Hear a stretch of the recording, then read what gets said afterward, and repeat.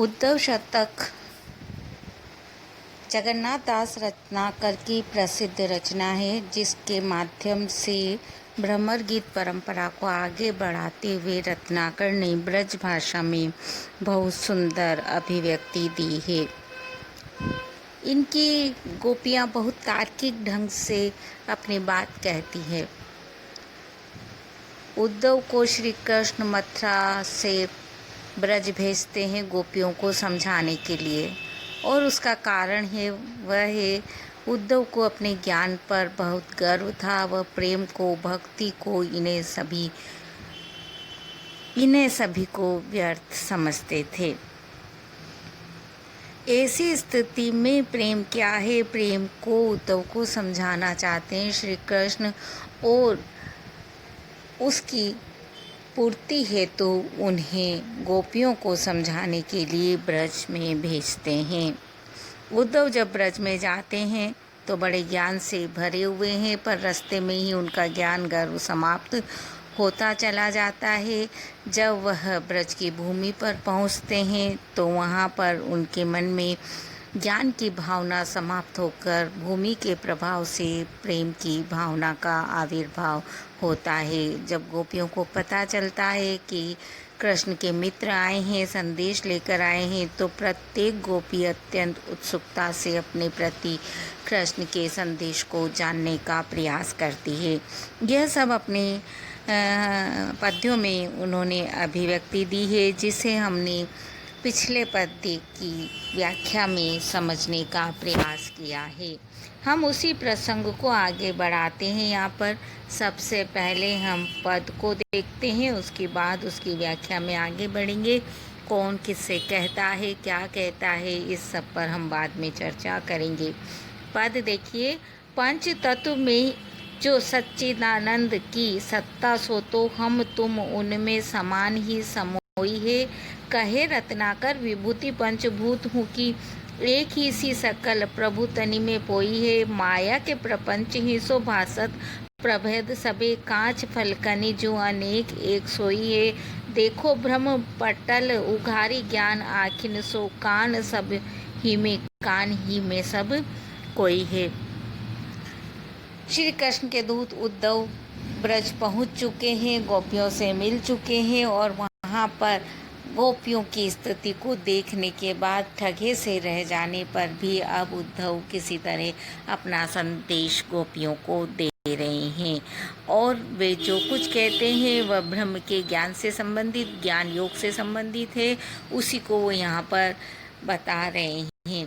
पंच तत्व में जो सच्चिदानंद की सत्ता सो तो वह कहते हैं सच्चिदानंद, सत प्लस चित प्लस आनंद।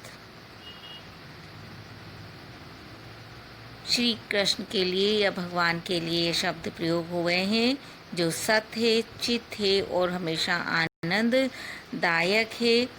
उस परमात्मा की ही सत्ता, उसी का अंश पंच तत्व में विद्यमान होता है। हम तुम उनमें समान ही समोई है।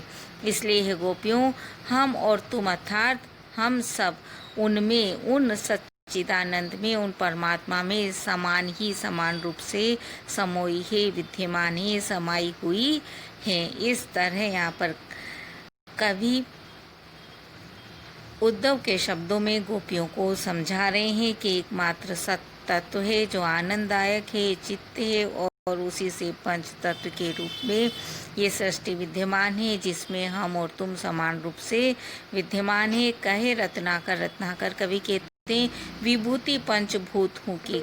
रत्नाकर कवि यहाँ कहते हैं कि पंचभूतों की जो विभूति है, ये पांचों तत्व का जो सौंदर्य, संपत्ति, साम्राज्य यहाँ बिखरा पड़ा है, एक ही सो सकल, ये सभी एक ही उस परमात्मा से है। प्रभुति में पोई है, उसी परमात्मा की प्रभुति में, संपत्ति में, प्रभुत्व में सब पोए हुए अर्थात गुथे हुए हैं। माया के प्रपंच ही सो, परंतु उन्हीं परमात्मा की एक शक्ति माया है, उसी का प्रपंच है, उसी का फैलाव है, उसी का प्रभाव है कि उससे भासत प्रभे सबे, सब में हमें अंतर प्रतीत होता है और हम प्रत्येक वस्तु को अलग अलग देखते हैं।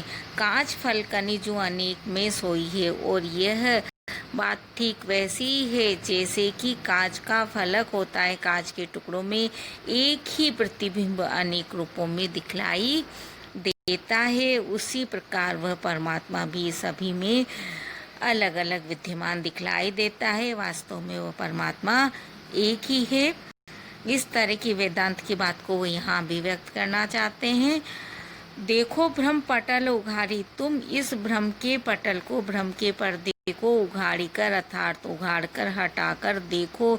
ज्ञान आँखें सो ज्ञान की इन आँखों से देखो। जो बात मैं आपको बता रहा हूँ, जो आँखें, जो दृष्टि मैं आपको दे रहा हूँ, उनसे आप अपने इस मोह के भ्रम के पर्दे को उठाकर हटाकर जरा देखिए तो सही।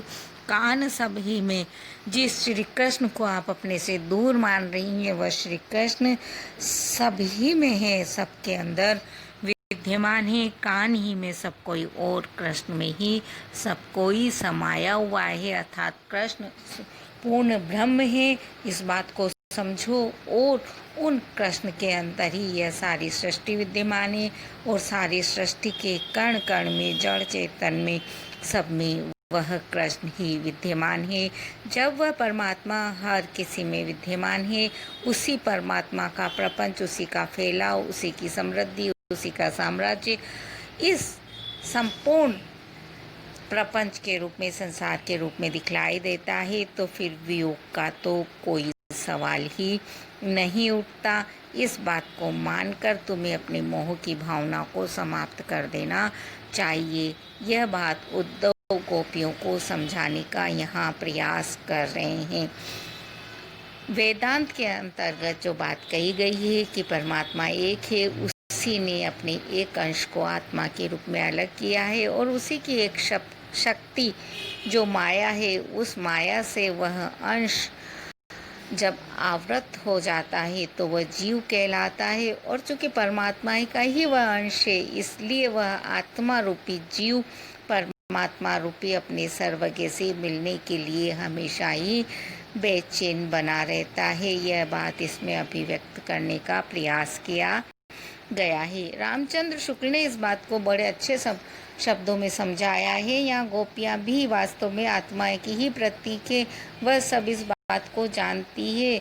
इसीलिए तो आचार्य रामचंद्र शुक्ल ने कहा है कि गोकुल से वृंदावन केवल इतना सा ही दूर था कि यदि गोपियाँ रोती जाती और सिसकती जाती, रोती जाती, सिसकती जाती और खिसकती जाती, चलती नहीं केवल खिसकती जाती, तो भी वह 2-4 दिन में मथुरा पहुंच ही जाती। परंतु गोपियां नहीं गई, क्योंकि उन्हें पता है श्री कृष्ण अपने कर्तव्य के लिए गए हैं।